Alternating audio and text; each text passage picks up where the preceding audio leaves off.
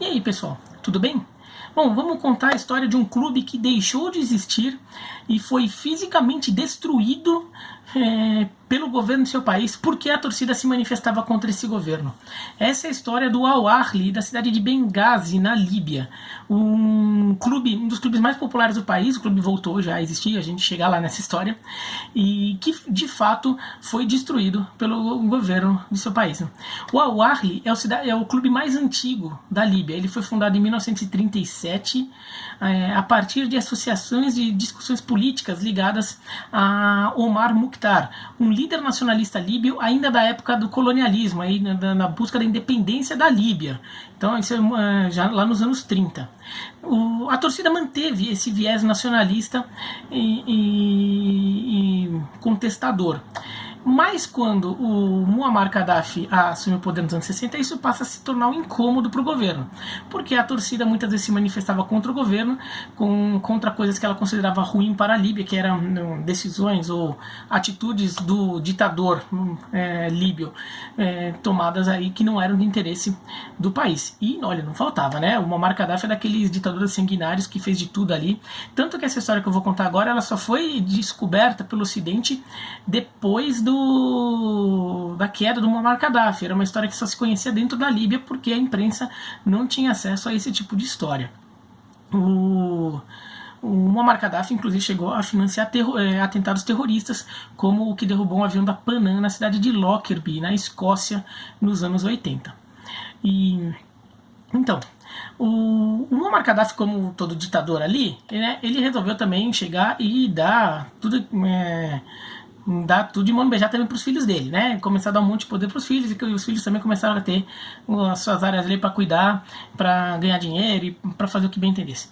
E um desses filhos, o Al-Saad Gaddafi, gostava muito de futebol. Então ele resolveu transformar o futebol em uma de suas áreas de atuação preferencial. O Al-Saad Gaddafi, ele mandava na Federação Líbia de Futebol, ele era jogador do Al-Ittihad, da cidade de Trípoli, e ele era também jogador da seleção líbia. Todos os relatos é de que ele não tinha qualidade técnica suficiente para tudo isso, mas também ninguém ousava não convocar o Al-Saad Gaddafi, ninguém ousava contrariá-lo. Então ele fazia das suas, né?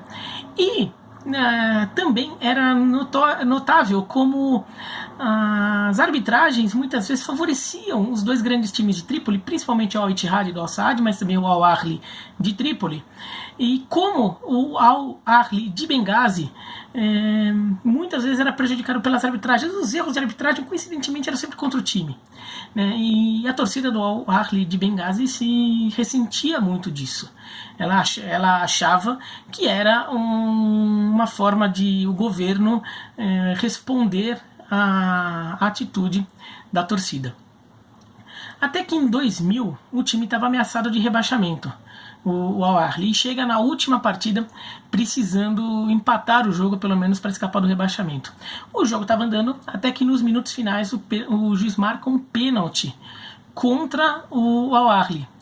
A torcida se revolta e invade o gramado e o jogo não termina. A partida não é encerrada por falta de segurança, e nisso a torcida do Al-Ahly não só invade o gramado, mas isso vira uma manifestação nas ruas de Benghazi. A torcida vai para as ruas, a população também vai para as ruas, e o que era um protesto contra um erro de arbitragem vira um protesto contra o governo.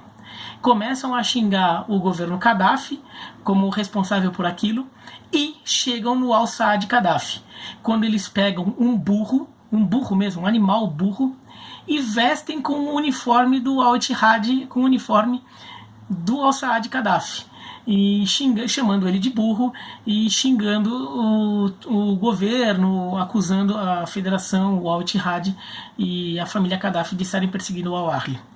A reação do governo, como se espera uma ditadura dessa, foi bastante dura.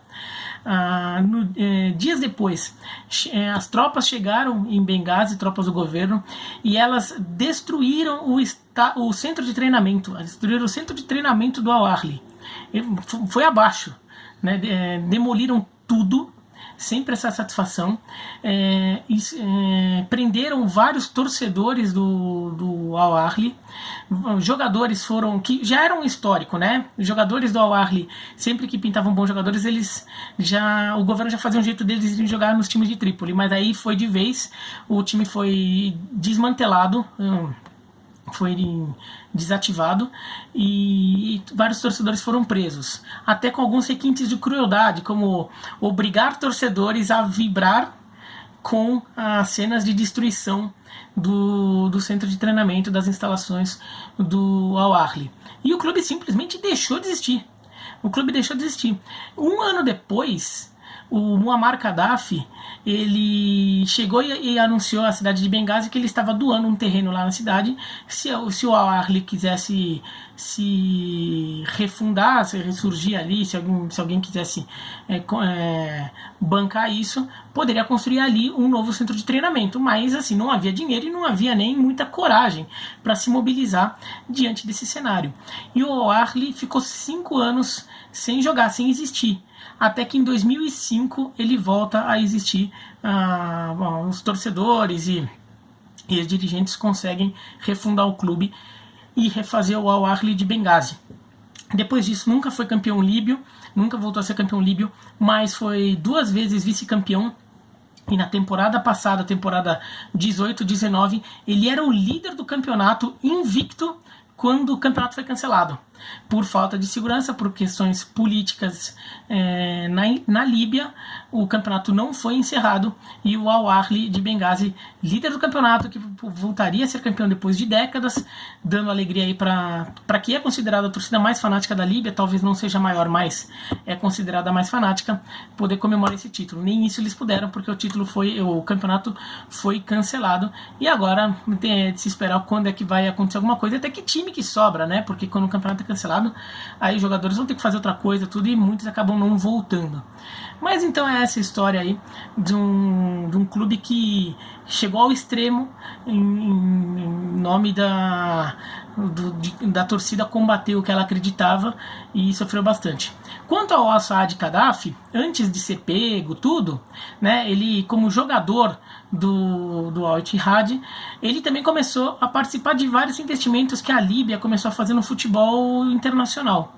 Ele veio para o Brasil e ele foi recebido acho que uma das maiores vergonhas institucionais da história do São Paulo. Ele foi recebido pela diretoria do São Paulo, inclusive recebeu das mãos do Careca, né, do ex-atacante Careca, uma camisa do São Paulo com o nome dele. Né, isso é uma coisa que até passou meio batido na época, não foi tão falado, mas deveria ser visto como uma das maiores vergonhas institucionais do São Paulo. Isso não tem nada a ver com os torcedores, não tem nada a ver com a história do clube, tem a ver com um bando de dirigentes lambibotas que resolveram abrir tapete vermelho para o filho de um ditador sanguinário. Depois o Al Saad ainda vai para a Itália como jogador, e ele tem passagens na Udinese, no Perugia e na Sampdoria. E assim, como era de se esperar, passagens muito apagadas, porque ele tecnicamente não era um jogador de futebol capaz aí de prosperar na carreira, e ele ainda foi pego no exame antidoping aí quando encerrou a carreira de vez. Tá bom? Mas então essa é a historinha. Se gostou, dá um joinha, se não gostou, se inscreve no canal, clica no sininho para receber as notificações e escreve aqui embaixo o que vocês acham, tá bom? Um abraço e até mais.